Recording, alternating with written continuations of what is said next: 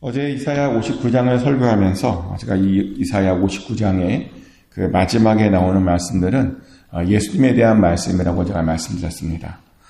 그리고 오늘 이사야 60장은 예수님께서 오신 이후에 일어나는 일들에 대한 말씀입니다. 이사야는 예수를 만난 사람들에게 이렇게 외칩니다. 60장 1절 말씀이죠. 일어나라 빛을 발하라. 이는 내 빛이 이르렀고 여호와의 영광이 내 위에 임하였음이라. 아멘. 예수를 만났으면, 예수님께서 오셨으면 이제 일어나야 된다는 말입니다. 그리고 일어나서 빛을 발해야 된다는 거죠. 왜냐하면 우리에게 하나님의 영광과 그 하나님의 빛이 임하였기 때문이랍니다. 그리고 그것은 정말 맞는 말입니다. 예수님을 만났으면 일어나야 됩니다. 그리고 어둠 속에서 빠져나오고 그리고 빛이 되어야 합니다. 실제로 예수님께서도 우리에게 뭐라고 명령하셨냐면 우리가 빛이 되어야 한다라고 말씀하셨습니다. 그래서 우리들은 그 예수님의 명령을 따라서 빛을 비추는 그런 거룩한 빛이 되어야 합니다. 하나님의 영광을 드러내는 그런 빛이 되어야 합니다. 근데 그 말이 예수님의 빛과 우리가 비추는 그 빛이 같다라고 하는 그런 말은 아닙니다. 사실 예수님께서 비추는 빛과 우리들이 비추는 빛 사이에는 아주 큰 차이가 있습니다. 얼마나 큰 차이가 있냐면 태양과 달만큼 차이가 있습니다. 아시다시피 태양은 자체적으로 빛을 만들죠. 그러나 달은 자체적으로 빛을 만들지 못합니다. 달은 태양으로부터 나온 빛을 반사할 뿐입니다. 그래서 달의 빛을 우리가 뭐라고 부르냐면 반사광이라고 부릅니다. 근데 우리들에게서 나오는 그런 빛은요, 전부 사실은 반사광들입니다. 그래서 우리들이 빛을 잘 비추려면요, 우리가 무엇을 해야 되냐면, 먼저 예수님으로부터 빛을 비춤받아야 됩니다. 그럼 예수님으로부터 어떻게 해야 그 빛을 비춤받을 수 있을까? 사실 그것도 태양과 달의 관계를 통해서 우리가 잘 알 수 있는데요. 달이 태양으로부터 빛을 잘 받으려면 기본적으로 태양 근처에 있어야 됩니다. 그리고 지구 뒤에 숨어서는 절대로 안 됩니다. 지구 뒤에 숨으면 그걸 월식이라고 하잖아요. 그럼 빛이 사라집니다. 마찬가지입니다. 우리들도 예수님의 빛을 잘 받으려면요. 일단 항상 예수님 근처에 머물러야 되고요. 그리고 절대로 다른 것 뒤에 피하거나 숨으면 절대로 안 됩니다. 그래야 우리가 제대로 된 빛을 비출 수 있는 겁니다. 그리고 그래야 우리가 하나님께 그 빛을 통해서 영광도 돌릴 수 있게 되는 겁니다. 사실 우리들에게는 하나님께 영광을 돌릴 어떤 의무가 있습니다. 하나님께서 우리에게 그런 의무를 주셨죠. 그래서 우리는 영광을 돌려야 되는데요. 근데 사실은 그렇게 영광을 돌리는 방법도 의외로 간단합니다. 예수님 따라하면 됩니다. 예수님께서 하나님께 영광 돌렸던 그 방법을 기억하고 우리도 예수님을 따라하면 됩니다. 예수님은 하나님께 영광 돌리셨죠.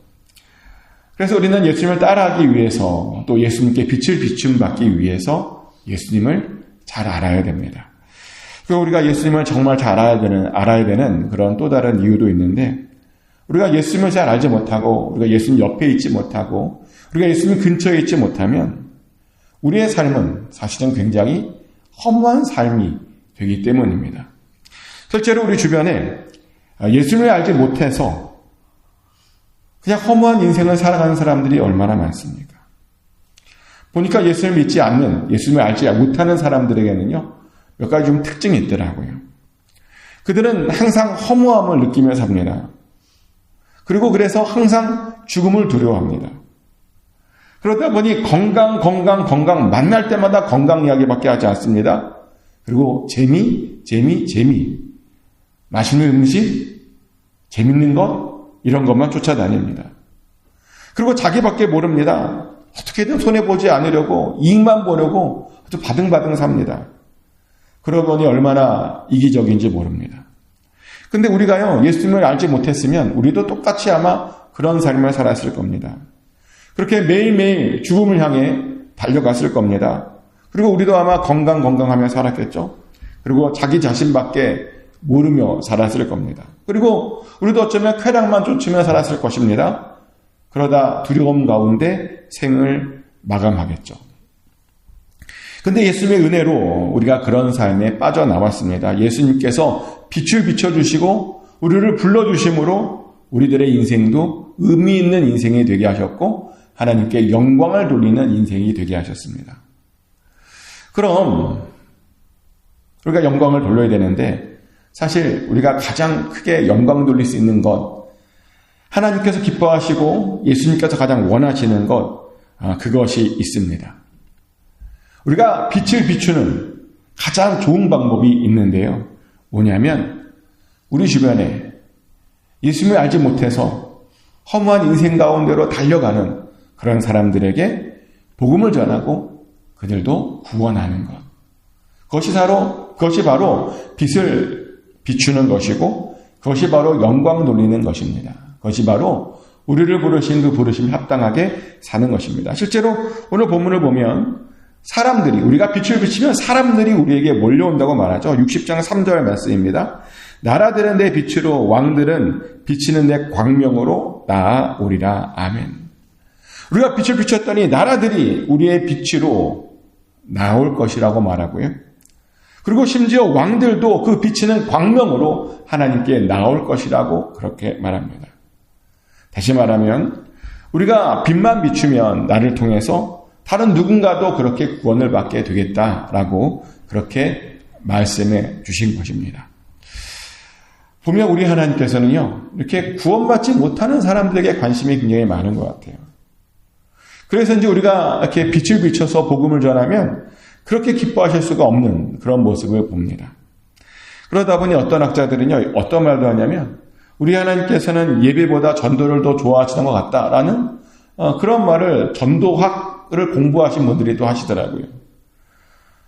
물론 저는 그 말에 동의하지 않습니다. 우리 하나님께서는 우리의 예배도 정말 정말 기뻐하십니다. 왜냐하면 보니까 예배란 하나님과의 사귐이고 하나님의 만남이거든요. 그래서 하나님께서 예배를 굉장히 기뻐하십니다. 근데 중요한 것은 예배만큼 하나님께서 전도도요, 굉장히 기뻐하시는 것은 맞습니다. 근데 오늘 본문을 보면 전도가요, 그렇게 복잡하지 않답니다. 우리가 예수님께 빛을 비춤받고, 그리고 우리가 그 빛을 다른 사람들에게 비춰주면, 반상항으로 그렇게 살면 됐답니다. 빛이 되면, 그리고 빛을 비추면, 바로 그것이 전도가 된다는 겁니다. 그러면 사람들이 알아서 몰려들 것이랍니다. 그리고 그것은 정말 확실한 말입니다. 우리가 빛으로 살잖아요. 그러면 빛을 비추면 알아서 사람들은 모이게 되어 있습니다. 왜냐하면 우리 사람들에게는요, 주광성이라는 게 있어요. 주광성이라는 말은 아십니까? 주광성. 식물을 키워보신 분들은 아시겠지만 나무나 식물들이 위로만 자라는 게 아니라요, 빛을 향해서 자랍니다. 빛 방향으로 잎의 방향을 틉니다. 그래서 창문 쪽으로 그 식물을 두면 그게 창문 쪽으로 이렇게 돌아가는 그런 모습을 우리가 보게 되죠. 그런 현상을 우리가 뭐라고 부르냐면 주광성이다라고 부릅니다. 근데 사람들에게는요, 주광성이 있습니다. 그래서 빛을 비추면 그 빛으로 모여들게 되어 있습니다. 그래서 우리는요, 빛만 비추면 됩니다. 근데 의외로 사람들이 이렇게 빛을 비추면 되는데, 받아서 반사해서 빛을 비추면 되는데, 그것을 잘 못 해내는 그런 모습들을 많이 봅니다. 빛만 비추면 사람들이 알아서 올 텐데 그 빛을 잘 비추지 못하는 것을 봅니다. 그래 놓고서 사람들이 안 온다고 한탄을 합니다. 제가 예전에 한국에서 사역했던 어떤 교회도 그랬었는데요. 그 교회는 유독 그렇게 전도를 강조했던 교회였습니다. 그러면 사람들로 하여금 전도 대상자를 써서 내게 했고요. 그리고 또 어떻게 전도하고 어떻게 사람들에게 접근하는지 그렇게 열심히 가르쳤던 그런 교회였습니다. 물론 저는 그런 것들이 잘못됐다, 나쁘다 그렇게 생각하는 것은 아닙니다. 우리가요, 전도할 대상자를 정하고 그 사람들을 위해 기도하고 준비하는 것도 필요합니다. 그리고 그 전도 대상자들에게 정말 지혜롭게 접근하는 그것도 정말 필요한 일입니다. 왜냐하면 그래야 그 사람이 그 복음을 부담스럽게 생각하지 않고 그 복음을 잘 받아들일 수 있는 거거든요. 근데 사실은 그게 전도 대상자를 전하는 것보다 사실 더 중요한 것이 있습니다. 뭐냐면 우리들이 먼저 빛이 되어야 되는 겁니다. 우리가 빛을 받아서 그 빛을 먼저 비추어 줘야 되는 겁니다. 그렇게만 하면 사람들은 옵니다. 근데 그 교회는요, 빛으로 사는 것은 하나도 강조하지 않고 어떻게 살아야 되는지는 하나도 강조하지 않고 전도만 강조했습니다. 그러다 보니 당연히 전도가 잘 되지 않죠. 그러니까 전도가 잘 안 되니까요, 교회가 사람들을 막 쪼기 시작해요. 왜 전도를 못하냐? 왜 그렇게 게으르냐? 왜 그렇게 용기가 없느냐? 막 사람들을 쪼고 막 그렇게 핀잔을 주었습니다. 근데 왜 전도가 안 되겠습니까? 빛으로 살지 못했기 때문입니다. 빛을 반사해내지 못했기 때문입니다. 그래서 교회는요, 먼저 무엇을 가르쳐야 되냐면 어떻게 전도하는 것보다 더 중요한 어떻게 해야 우리가 빛으로 살아갈 것인가, 우리가 어떻게 해야 빛이 될 것인가, 그것부터 원래는 가르쳐야 되는 겁니다. 빛으로 살면 사람들은 알아서 몰려오게 되어 있습니다. 왜냐하면 빛이요, 사실 여러모로 도움이 돼요. 실제로 빛이 우리들에게 얼마나 많이 도움이 되는지 모릅니다. 일단 빛이 있으면요, 볼 수 있습니다. 어두운 데서 살지 않아도 됩니다. 빛이 있으면 우리가 저녁에도 움직일 수 있는 겁니다. 그리고요, 빛은요, 우리들에게 에너지를 줍니다. 실제로 요즘 태양광을 많이 쓰잖아요. 빛이 전기 에너지로 바꿔서 우리로 하여금 그 에너지를 쓰게 해줍니다. 근데 마찬가지입니다. 예수님의 빛을 비춤받으면 우리의 삶에 에너지가 생깁니다. 예수님 안에 있으면 그래서 항상 힘이 생깁니다. 그래서 빛이 있기만 해도 사람들이 그렇게 몰려오는 겁니다. 근데 그건 아십니까? 하나님께서는요, 그렇게 빛이 되어서 사람들로 하여금 하나님께 몰려오게 한 자들에게는요, 오늘 본문을 보니까 엄청난 복을 주신다라고 약속해 주셨습니다. 사람들이 그 빛을 보고 몰려오게 되면 바다의 부가 같이 온다고 말합니다. 이방 나라들의 재물도 같이 오게 된답니다. 그래서 집에는 낙타들로 가득 차게 될 것이고요, 집에 금과 유황들이 몰려오게 될 것이고요, 계단의 양 무리들도, 그 많은 양떼들도 다 모이게 될 것이고요, 그래서 하나님의 그 영광의 집을 영화롭게 할 것이다 라고 그렇게 오늘 본문은 말합니다. 빛을 잘 받아서 잘 반사해서 빛을 비춘 사람들에게는 이런 복을 하나님께서 주신다는 겁니다. 얼마나 좋은 일입니까? 근데 여기서도 놀라운 것은 뭐냐면 이 사람들이요, 처음부터 그렇게 이 빛을 비추었던 사람들이 아니라는 거죠. 원래 이 사람들은 하나님을요, 보니까 노하겠던 자들이라고 그렇게 말하죠. 60장 10절 말씀입니다. 내가 노하여 너를 쳤으나 이제는 나의 은혜로 너를 불쌍히 여겼은즉 이방인들이 내 성벽을 쌓을 것이요 그들의 왕들이 너를 섬길 것이며. 아멘. 하나님께서요, 예전에 노하셔서 그들을 쳤대요.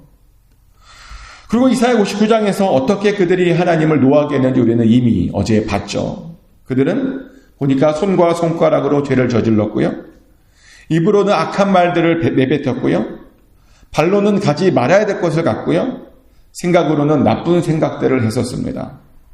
그러다 보니 법체계가 무너졌고요, 사회의 정의와 공의가 사라졌다고 제가 어저께 말씀드렸습니다. 그래서 그런 것을 보고 그들이 부르짖었는데, 그런데요, 그렇게 부르짖었음에도 불구하고 하나님께서 그들의 그런 부르짖음에 응답하지 않으셨다라고 제가 어저께 말씀드렸습니다. 그런데 오늘 본문에서는 뭐라고 말하냐면 우리 하나님은 은혜로우시고 자비로우시고 노하기를 더디하시는 하나님이시라고 말씀하시죠. 그래서 하나님께서는 그들을 그렇게 치셔놓고 또한 그들을 불쌍히 여기셨다라고 말씀하고 있습니다. 그래서 그들로 하여금 이방인들과 왕들의 도움을 받게 했고요, 그렇게 그들을 회복시켜 주셨다라고 말씀하셨습니다. 그리고 그 결과가 뭐냐? 그런 회복의 결과가 뭐냐면 빛이 되어서 사람들에게 비춤으로 사람들을 모으게 되는 일이었다라고 하는 거죠. 근데 그 사람들이 그냥 오지 않고 수없이 많은 재물들을 가지고 그렇게 몰려왔다고 그렇게 말씀하고 있습니다. 그런데 하나님께서는 그런 그들에게 이런 약속도 해주셨습니다. 60장 12절 말씀입니다. 너를 섬기지 아니하는 백성과 나라는 파멸하리니 그 백성들은 반드시 진멸되리라. 아멘. 그들에게 와서 그들을 섬기지 아니하는 백성과 나라들은요, 파멸될 것이랍니다. 하나님께서 그들을 반드시 진멸하실 것이랍니다. 너무 놀라운 말씀이죠. 아니, 오지 않는다고 진멸하고요, 오지 않는다고 파멸할 것이라니요. 그러다 보니 조금 의아스러운 생각도 들어요. 아니, 긍휼을 베풀어 주신 건 좋은데 왜 이렇게까지 과하게 뭔가를 베풀어 주시고 뭔가 과하게 복을 주시려고 하시는 건가? 왜 이 정도까지 우리에게 긍휼을 베풀어 주시려고 하시는 건가? 왜냐하면 하나님께서 우리를 그만큼 사랑하시기 때문입니다. 그리고 그런 사랑이 바로 하나님의 기본 성품이기 때문입니다. 우리 하나님은 우리를 사랑하셔서 우리들이요, 일방적으로 고난만 당하는 것을 원하시지 않으십니다. 죄를 저질렀더라도 고난을 당하면 다시 회복시켜 주시는 것이 바로 우리 하나님이십니다. 그래서 실제로 이런 말씀도 하셨죠. 60장 15절 말씀입니다. 전에는 내가 버림을 당하며 미움을 당하였으므로 내게로 가는 자가 없었으나 이제는 내가 너를 영원한 아름다움과 대대의 기쁨이 되게 하리니. 아멘. 전에는 버림을 당하고 전에는 미움을 받았답니다. 그래서 아무도 그에게 가는 자가 없었답니다. 그런데 이제는 하나님께서 그들에게 은혜를 베풀어 주셔서 영원한 아름다움이 되게 해주실 것이랍니다. 대대로 기쁨을 그들에게 주실 것이랍니다. 하나님께서 그렇게 고생한 그들에게 이런 복을 약속해 주셨습니다. 그러다 보니 한편으로는 굉장히 안심이 됩니다. 왜냐하면 이런 하나님의 사랑의 의미는 뭐냐면 어떠한 인생도, 하나님께 사랑을 받은 어떠한 인생도 계속 고생만 하거나 계속 바닥만 있게 하거나 그렇게 하지 않으신다라고 하는 그런 말이기 때문입니다. 하나님께 사랑을 받으면 때가 되며 그 사람들을 반드시 다 높여주신다라고 하는 그런 말씀이기 때문입니다. 근데 그냥 높여주시는 것이 아니래요. 슬픔의 날이 두 번 다시 오지 않게 해줄 것이랍니다. 또 의롭게 되어 영원히 땅도 차지하게 해줄 거랍니다. 그리고 천명을 이루게 해주겠답니다. 강국을 이루어주겠답니다. 그것도 속히 이루어지게 해주시겠답니다. 그래서 저는 이 말씀이 너무나 기대가 됩니다. 그런데 여러분들도 기대하셔야 됩니다. 하나님께서는요, 당신이 사랑하는 자들의 그 고생을 그냥 보지 않으시고 반드시 다시 높여주십니다. 그러니 고생하고 있더라도 우리가 너무 힘들어하면 안 됩니다. 하나님께서 다 회복시켜 주십니다. 그래서 우리들은 그것을 믿고 계속 하나님께 가까이 나아감으로 그 빛을 비춘 바다 빛을 반사해야 됩니다. 그래야 이 여기에 약속된 모든 축복들이 우리의 삶에 임하게 되는 겁니다. 축복하는 것은 이 말씀들을 잘 기억하셔서 하나님의 놀라운 축복들, 빛의 삶을 그렇게 살아내시기를 예수 그리스도 이름으로 축복합니다. 기도합니다. 하나님께서 우리에게 빛을 비춰주실 때 우리의 삶에 어떤 일들이 일어나는지 우리가 보았습니다. 아버지, 오늘 이 말씀들을 기억하게 하여 주셔서 우리가 빛으로 잘 살아내게 하여 주시옵소서. 예수님을 알게 하여 주시고 예수님 옆에 있게 하여 주시고 그래서 예수님께 빛을 충분히 받아 우리도 누군가에게 빛을 비추는 자들이 되게 하여 주시옵소서. 그래서 빛을 비추는 자들의 모든 복들을 우리도 또한 받게 하여 주시옵소서. 하나님께서 예비하신 그 복들을 반드시 누리게 하여 주시옵소서. 오늘도 하나님께 의탁합니다. 빛으로 살기 원합니다. 승리할 수 있기 원합니다. 모든 문제들이 해결될 수 있기 원합니다. 동서남북으로부터 복되고 좋은 소식들이 들려질 수 있기를 원합니다. 오늘도 기대합니다. 예수 그리스도 이름으로 기도드렸습니다. 아멘. 주기도문으로 하나님께 올려드립니다. 하늘에 계신 우리 아버지, 아버지의 이름을 거룩하게 하시며 아버지의 나라가 오게 하시며 아버지의 뜻이 하늘에서와 같이 땅에서도 이루어지게 하소서. 오늘 우리에게 일용할 양식을 주시고 우리가 우리에게 잘못한 사람을 용서해 준 것 같이 우리 죄를 용서해 주시고 우리를 시험에 빠지지 않게 하시고 악에서 구하소서. 나라와 권능과 영광이 영원히 아버지의 것입니다. 아멘.